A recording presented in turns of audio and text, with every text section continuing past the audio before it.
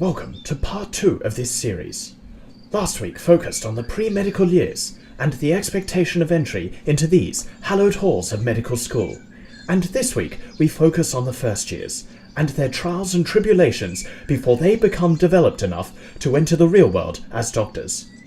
This is David Attenborough's Life of Medical Students.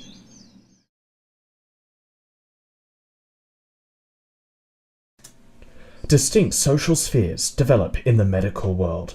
First of all, we have the purebloods. Their fathers are doctors. Their mothers are doctors. They have inherited the profession. However, it could not survive alone with just the purebloods. Some doctors breed outside the profession, and for their children, they are the half-bloods. Only one parent who is a doctor. However, even that is not sufficient for the vast numbers of students required, and thus you have the mudbloods. But even they are not the most terrifying group among med students. No, that is left to the most terrifying of them all. That's right. The twosies.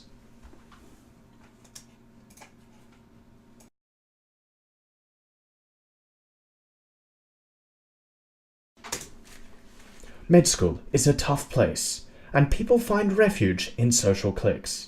For the twosies and the Americans, that means large groups. However, for some, this is not enough, and there we have the PDA couple. See them holding hands, looking, smiling at each other. It is a disgusting display of affection. But then, for some, they merely retreat within themselves. And here we have the lonely studier, with only her MacBook for company. Clearly, this student is destined for research.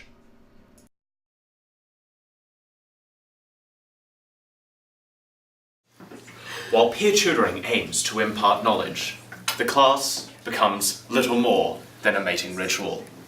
For what little knowledge these students do glean from these classes is incomprehensible to the average person. It is just acronyms.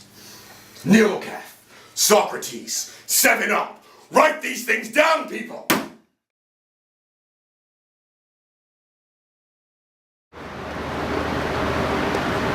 Their first year visit to the hospital. Overawed and underprepared, it will lead him up and spit him back out. Join me next week as we move on to the second year and their mid-year exam.